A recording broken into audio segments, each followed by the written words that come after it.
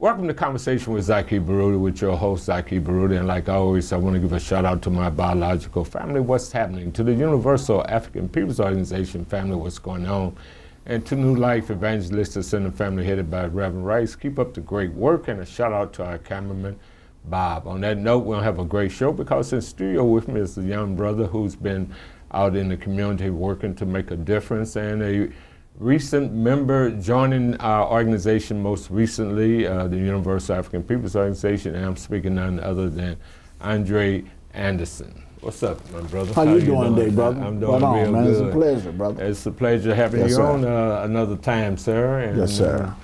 But, whenever we begin our programs, just as a reminder to the people, I know having been on recently, right, you shared a little background information about yourself, but would you do it again in terms yes, of sir, wherever you want people to know of Andre Anderson? Yes. I am a motivational speaker. My name is Andre Anderson. Once again, I am a motivational speaker here in St. Louis. What I do is go to different schools, high schools, colleges, as well as Justice Center, and I speak on my past to hoping to enlighten them by my downfall, hoping it could be their wake-up call. So I've been doing that for approximately 15 years now, and I enjoy it. It's motivational for me as well. You know, when I'm talking to my brothers and sisters, young and old, and trying to get them on a path of where greater than I am, and I'm on a very good path. So what I do is I lead by example. Okay, that's right on. Now, when you said you had a downfall, and you don't want people to follow that path that you had your downfall, what was that path? What that included? Well, that include coming up as a hustler, and being a drug user, being conniving, lying, steal, whoremonger, all the whole 9 yards. It just foolishly, that's the way I was living. And it's really, it was the chemical that kept me on that path, I had a rude awakening. And a rude awakening when I'm standing in front of a judge, and he sentenced me to 10 years. And the 10 years, was my wake-up call, because I was charged with stealing third. Stealing third is I've been prison twice already, and this be my third time. So when he stated I could easily give you 30 years, and I know that the crime that I committed wouldn't want no 30 years, and it was just a fact. I said 10 years of my life. And when I went through the penal system, I had to re-educate myself, and that's how I became who I am today. So within the context of you, a couple of negative moves you were saying you engaged in, being a hustler, what was the life of a hustler? What's the life of a hustler? A hustler is someone who deceives others, and what I was doing, going into department stores such as Famous, Bar, Sticksbury, Fuller, they no longer exist. The dealers and the Macy's as of today. But what I had to do is take merchandise, but I had to do it deceitfully instead of me just walking in, grabbing and running out. I had to think of a way to get in and put a smile on your face while I'm taking your merchandise and walking up out the door. So in the process, I came up with wearing a UPS uniform. Unfortunately, it was having me to get away even more, but really it was more of a trap for me, because the more I steal, the more I'm gonna end up getting sentenced. So that's how I really, and then getting out in the street selling the merchandise. If the fence man say he buy stuff for a third, well, I'm not finna steal nothing that costs $100. I'm finna get something that costs $600, and when I bring it to you, you give me $200 for what you got. And they said, man, I ain't never heard of these suits. I said, but I thought you said you wanted you a nice suit. See, I was taking 4 or 5 suits at a time out the stores. I was taking boxes of merchandise, Anye purses, Liz Claiborne, that was the Dooney Burks and Coaches back then. So I realized that, man, when I was incarcerated, I call it college, because I re-educated myself. I came home with a doctorate degree. Now, where were you incarcerated at? Well, I went from Mobley to Al Gore.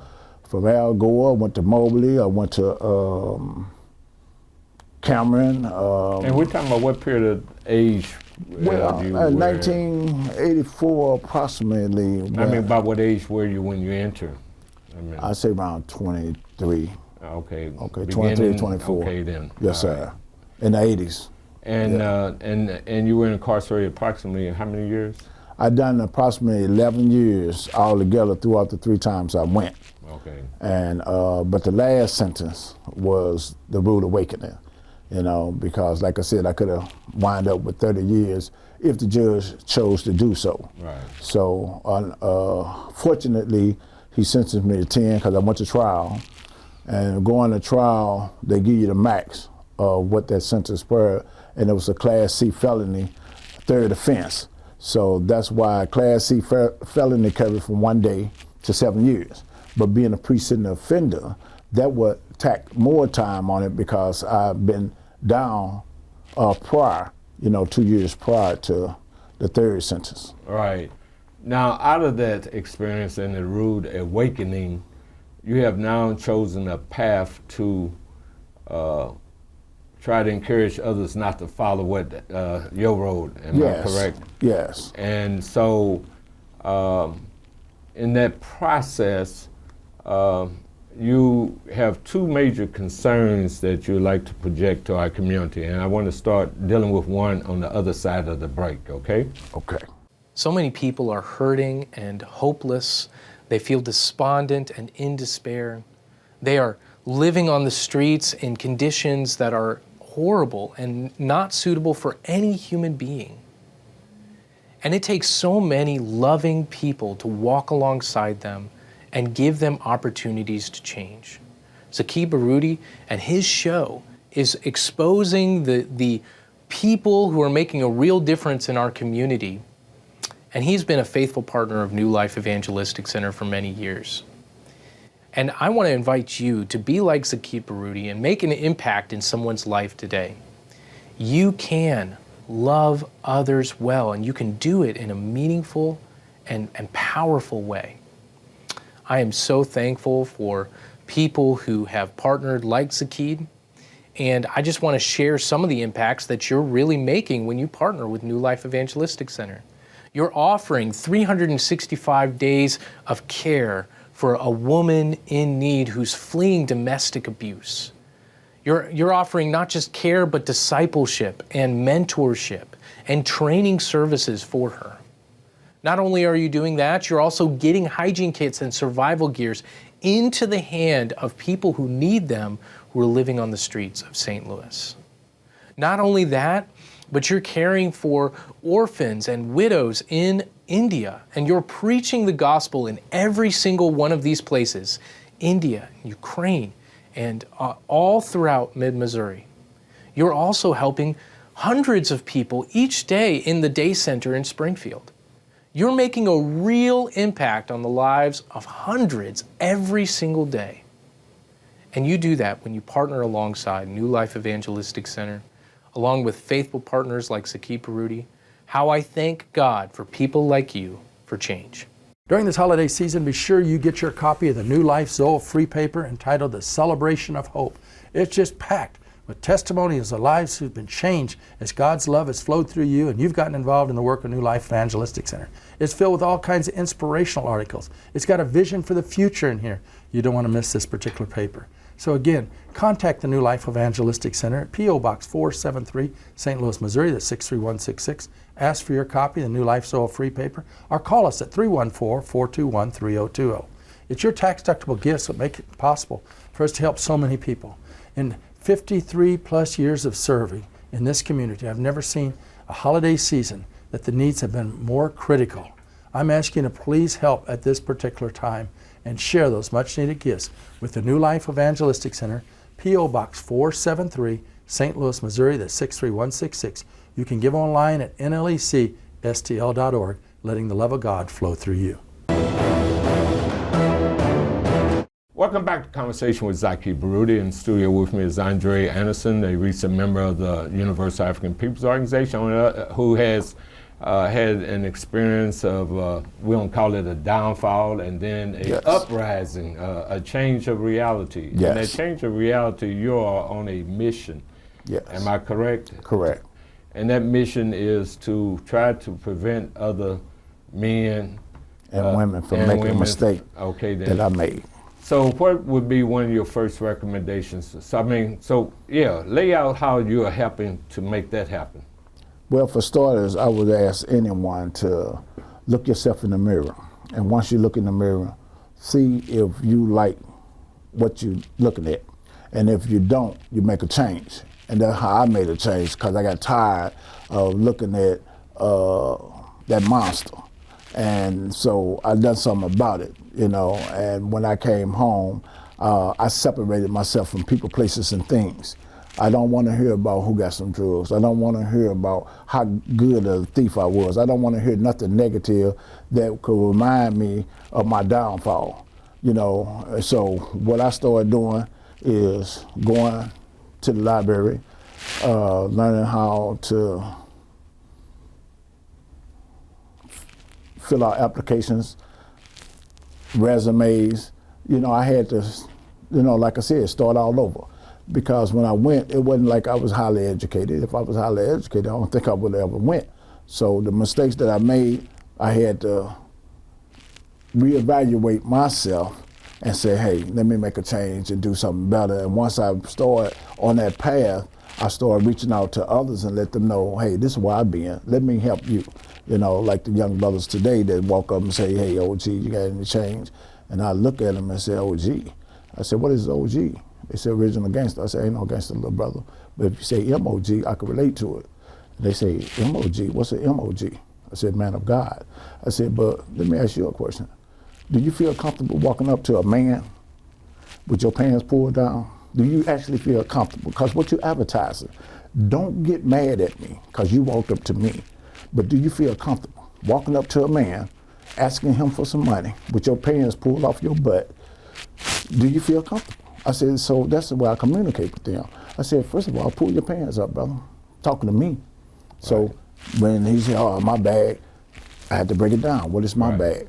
You know, that's interesting because our organization prior to you joining had a campaign to pull up the pants. Yes, sir. And God is my witness. Over the years, I brought it to hundreds of young men to pull their pants up. Yes, sir. Out of respect for, first of all, the Creator and, you know, yourself and, you know, people around you. Yes, but sir. anyway, that's a whole nother issue. Wow. So with that said, though, a lot of times when people have had the prison experience and trying to re-enter into society, quote, and get employment, there's a lot of difficulty for that.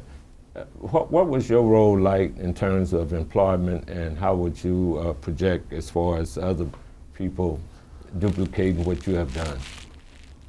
Well, to be straightforward with you, when I came home from college, as I call, I had to bring out something as a police report. A police report is something I have to bring to the employer, you know, when they ask for a background check. This is a background check. This here is a background check. Well, this background and that's check. St. Louis County background Yes, St. check. County. Okay. Yes, sir. Well, on each page is what you see, these stars that show a conviction on file. Well, it's 16 of them. This here got over 100 and something arrests, 16 felony convictions, not misdemeanors, 16 felonies. There's a difference between 16 felonies, and this is your record. This is my record. So this is what I had to bring to an employer. And while they're looking at it, I know the employer already had in their mind that they looking at it and they're going from page to page, that they're not gonna hire me. Right. But he got to do his job for us to interview. So when he get through, he'll ask a question, you did all this? And I answer him, I said, no, I didn't. He said, well, I asked for your background check. I said, that's the one they had on file. But I ain't do none. He said, what you mean? I said, let me ask you a question. Have you ever heard the word born again? He said, yeah. I said, in order to be born again, somebody gotta die. I said, I gave you a record of a dead man. He don't exist. And I said, and I came in here, and I know I had to bring this record. Do you actually think if I thought I was going to get the job, wasn't going to get it, I would have came? I said, I brought you a record of a dead man.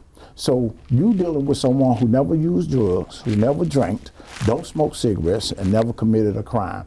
That's who you interviewing at this moment. So when I get through talking, and this happened at the airport. So now airports, they say they don't hire convicted felonies. When it was a young lady, she said, well, sir, I said, but I want to thank you for the interview. She said, no, can you sit for a minute? I said, sure.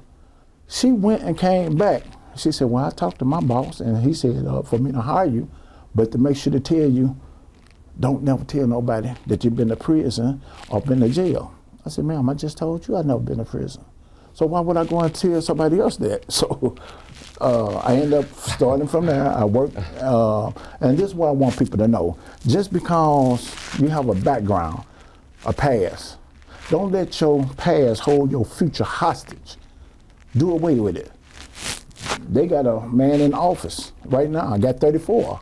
34 convictions. 34 felony conviction, not just a conviction, and he molesting women and everything else. So me, all I did is went in the store and picked up a box of merchandise. I got caught.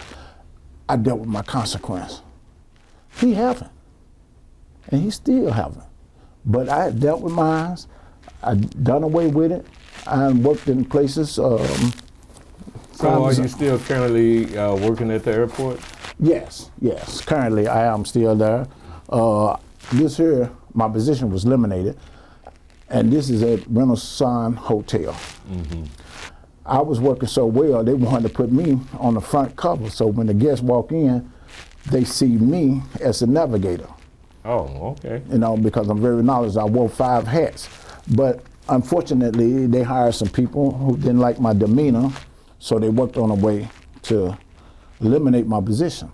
Oh, wow. No, it's no problem. Okay, it's no then. problem. All right. Well, at this point, we got to take a quick break. May God bless all you faithful listeners and viewers of the Zaki Baruti Show as you reach out and help those in need. Right now at the New Life Evangelistic Center, not only do we have to feed hundreds of people every day that are sleeping outside, but many that are coming to our facilities, for example, in Springfield, Missouri, and those that are getting help through our safe houses and outreach centers at the New Life Evangelistic Center throughout the greater St. Louis area.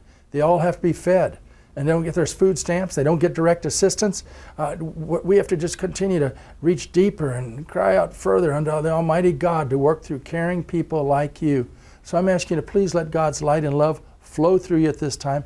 Bring your food to 2428 Woodson Road in Overland, Missouri, 806 North Jefferson, and Springfield. Please send your tax-deductible gifts now to New Life Evangelistic Center, P.O. Box 473, St. Louis, Missouri, that's 63166. And when you send your gift in, ask for a free copy of the new Zoa free paper, Celebration of Hope. All kinds of testimonials are in here, all kinds of inspirational articles for you during this holiday season. Again, please pray for New Life Evangelistic Center. Please send your much-needed tax-deductible gifts so we can feed the hungry and help the homeless to New Life Evangelistic Center, P.O. Box 473, St. Louis, Missouri, that's 63166. And when you do, ask for a copy of the New Life Zoa free paper, Celebration of Hope edition. Your faith will be stirred, and you will have an opportunity to help so many right now that don't know what to do or where to go. We're encouraging them to trust in the Lord with all their heart. He'll never leave nor forsake them. And we're also directly trying to help them in their time of need. Please continue to pray for New Life Evangelistic Center. Please continue to share at this time and know that your gift goes a long way as you pray, care, and share with the center that's on the front lines. Welcome back to Conversation with Zaki Baruti. In studio with me is Brother Andre Anderson. Correct.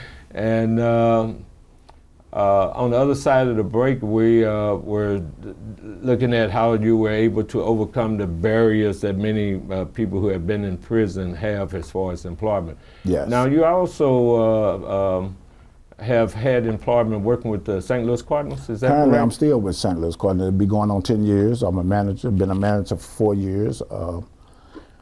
It's a job that I enjoy doing because I deal with a lot of individuals. I help them get jobs. So that's what I want people to understand. Don't look at your past.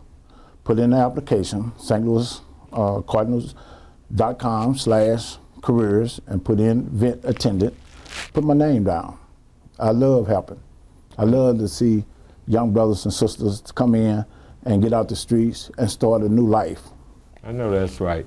Now, another concern that we've talked about off air was family life. What's your thoughts on family?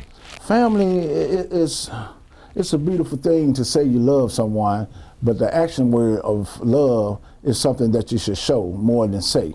And you know, I have a beautiful family, but I try to express with my family throughout the 11 years of my incarceration. You know, I was sick, but there wasn't no one there but my brother and my mother, more so my mother than anything. And what I mean by that, I reached out to a lot of family members, and it was like my letters fell on deaf ears. I never asked for a dime. My mother and brother is made sure that I done the 11 years I did peacefully, best as possible. But what I wanted to say, you have a loved one, everyone's talking about how much they love their mother and their family, their sister, their brother, their aunt and uncle. But when it comes to, you know, family have a dispute, you want everybody in the neighborhood to know that you got a problem with your own brother. You know, you threaten to kill your own brother. You know, you're robbing your mother. You know, so my thing is this. I don't like to hear, man, I love my mother, man. I said, yeah, you do? I said, I love mine too, but I took stuff out of her house till I had my rude awakening. And I'm so thankful that my mother is still here. I'm so thankful my brother's here. I'm thankful all my family is here. So I can show them my love. You don't have to show me that you love me. I'm still gonna love you because the Creator, how much He loved me. So He lived within me. And it started with that first book, that Bible, when it say, I'm gonna make you in my likeness, in my image. Well, He made me in His likeness, in His image. No matter how much you dislike me, I'm still gonna care and love you. I know that's right. Because time is running so fast. Also, I wanted, now you do work out to the airport also. Correct, So you correct. have a couple of jobs at the same time. I salute you on that. Yes, sir. Recently, there was a shooting there. Yes. And I wanted your thoughts on it because there's, for me, you know, there's, when you have something like that, you know, the question becomes, was there's too much force was used to subdue a person? Well, throughout my entire life. Let the public know what was my entire life, I always heard that you never bring a knife to a gunfight. And the individual who, unfortunately, let him rest in peace, that got killed, I feel within my heart, you know, if I was an officer and I'm trying to subdue you, my job is to stop you, not to kill you. So I would shoot you in your foot, in your leg, but I wouldn't try to take your life, regardless of what I heard, but I wasn't at that scene to see what went on, so I cannot say exactly what happened. But then also you got to realize when people fear for their lives, they panic. But you shouldn't have a job where you can't control how to subdue a person. I don't think so. I grew up when I was running, police said, how shoot? They shot up in the air. Right. Now it's all about taking my life, you know, and that's what I want the young people to know. If you're out here breaking in cars, you're out here doing stuff like that, please, please realize they out to kill you. They not here to stop you. The prison system is private owned. It's a multi-billion-dollar business now, and people is not thinking because of the fact that what's going on in the world is a greedy country. And to me, if we don't help each other, for us, our young brothers and sisters, cemeteries, not prison, but cemeteries, is where they headed. On that note, we'll have to take our last break. As many of you know, Zaki Baruti is such a friend of the downtrodden, the poor and the needy. He's a long-term personal friend of mine also, and we've been involved in many activities, demonstrations together. And I'm so excited for all of you that have caught the vision, that care about those in need, and are helping to support Zaki Baruti's show. And that's all possible because of your special gifts to the New Life Evangelistic Center. P.O. Box 473, St. Louis, Missouri 63166. Let's keep the dream alive. Let's keep the movement alive. Let's do it. We can do it. We will do it as we prepare to move into a new year. If each one of you will pray and share that much needed Christmas gift now, and know that your gift is helping so many people. God loves a cheerful giver. Even though things are really tough right now, you can make a difference in the lives of so many. New Life has been doing this work for 50 years, and we have seen God's gracious goodness through people like you who have participated in this work. There are so many people who are suffering. More people are becoming homeless for the first time with the rising costs of inflation and food and housing and so many other commodities. We need help. You can make a difference today in the lives of so many by giving your tax-deductible gift to P.O. Box 473, St. Louis, Missouri. Or go to newlifeevangelisticcenter.org or call to get involved in this incredible work.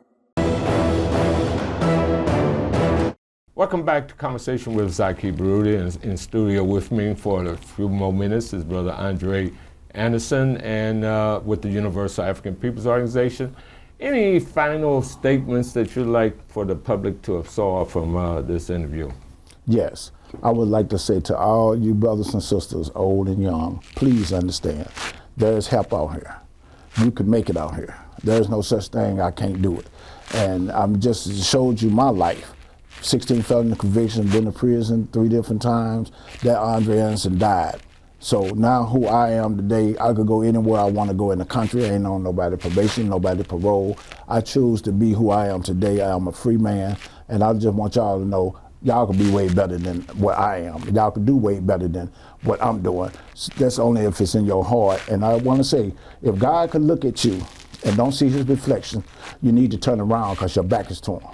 Wow, that's very powerful. Well, I truly appreciate those words of wisdom to our audience. And before we go too, I'd like to make our audience aware of our most recent edition of our newspaper, which is called the African News World. And on the front cover of the News World, we have "My people, a whirlwind is coming. We must organize, become one of the 144,000 plus who agree with the UAPO vision, motto, preamble, platform." And then we have them go to page 15 on that. And then on right to the right of that article, we have suspicious hanging deaths in Mississippi, New York, North Carolina, and Alabama and Illinois. And on the front bottom page, from the desk of President General, from the desk of Universal African Peoples Organization, President General Zaki Baruti, "My people, wake up and smell the coffee." And then I've laid out a sampling of Trump's attack on black, brown, and poor people in this country, as well as to deal with the stories of these suspicious hangings that has taken place across this country.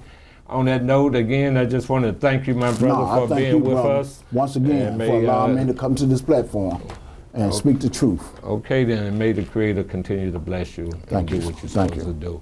On that note, as we close out, as I always say to everyone, first and foremost, participate in the electoral process. And by participating in the electoral process, first of all, you need to know the issues. And then secondly, you need to go and vote and take your family members also with you. Also, everyone needs to belong to an organization that speaks truth to power, as well as have a record of working to uplift humanity. We say join the Universal African Peoples Organization, and you can go to our website, www.uapo.org, as well as if anybody wanted to get in contact with you, we only have about 10 seconds. How would they be able to get in contact with you? Well, my name is Andre Anderson. My number is 314-488-411. I mean 488-4188. A lot of eights because I got a window cleaning business. I want everybody to know that's what you can do also. Open up your own business. I got a window cleaning business, and you can make it out here because I'm making it. All right. On that note, God bless.